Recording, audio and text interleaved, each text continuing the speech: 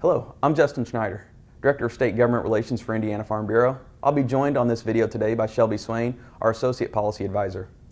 Now that we're approaching the end of the first third of session, where bills that are filed in the original House are heard or where they go to die, we're going to give you an update on some of the issues we've been working on, try to lay out what things are going to look like for the second half of session.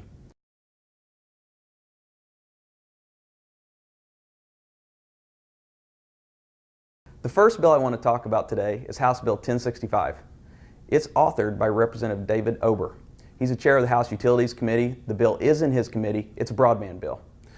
We support this bill. What it does is provides Utility Regulatory Commission with the authority to review conditions or factors that are impairing broadband deployment in Indiana. Also look at tools such as utility service fee or other tools that maybe local government could use that would help expand broadband deployment.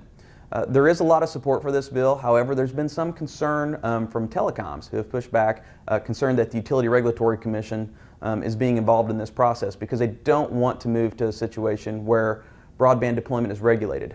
Our position is that there's an opportunity for everyone to play in this space, whether it's telecoms, REMCs, cable companies, local government, rural telephone exchange carriers. There's room here for everybody to help expand broadband deployment to the last mile in Indiana. The fact is, over 50% of rural residents in Indiana don't have access to broadband at 25 meg or quicker download speeds. And it's important for us to be able to operate farms, open small businesses, for local government economic development, and for education to have that broadband speed.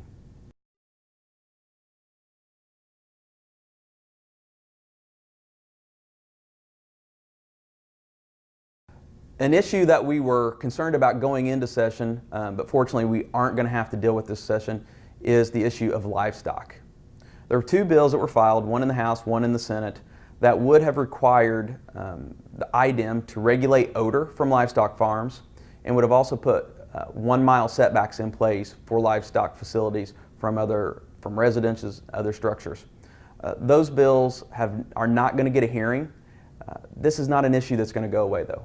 The Summer Study Committee looked at the issue and said we need more resources for IDEM in order to ensure that they are appropriately implementing their regulatory programs. We support that issue, and that is something that will be addressed in 2019 in the budget session of the General Assembly.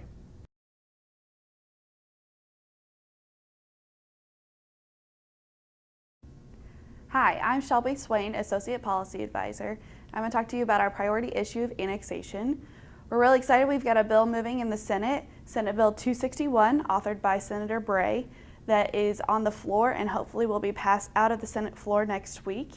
What this bill does is it limits all waivers of remonstrance to an annexation to 15 years. It also allows for a period of time for waivers prior to the 2015 Annexation Reform Bill to have time to catch up to be recorded. This will allow transparency for all waivers so that landowners know exactly what rights they have to remonstrate against an annexation. We're also watching Senate Bill 171, authored by Senator Buck. This bill would allow for annexations to only occur twice a year in a municipality and limit the amount that a municipality can annex into its territory, up to 15% of its total gross assessed value. These limits on annexation will really help landowners predict what the municipality will and can do in regards to its annexation plans.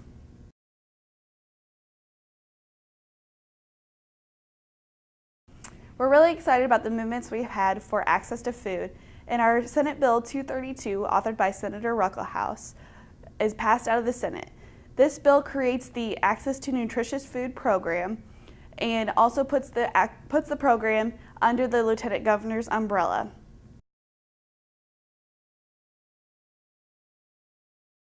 What we really need help from members for the second half of session is our opposition of House Bill 1005, which would require townships with less than 1,200 residents to merge with other townships, whether that be voluntarily in the first beginning part of the time frame or by a forced merger with the DLGF.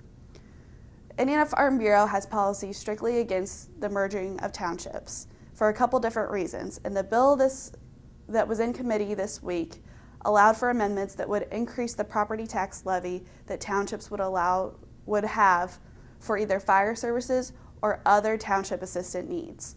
This would inevitably raise your taxes in your township to cover those needs. There are a lot of other unknowns in this bill that we are concerned about, and we need your help in opposing this 1005 bill.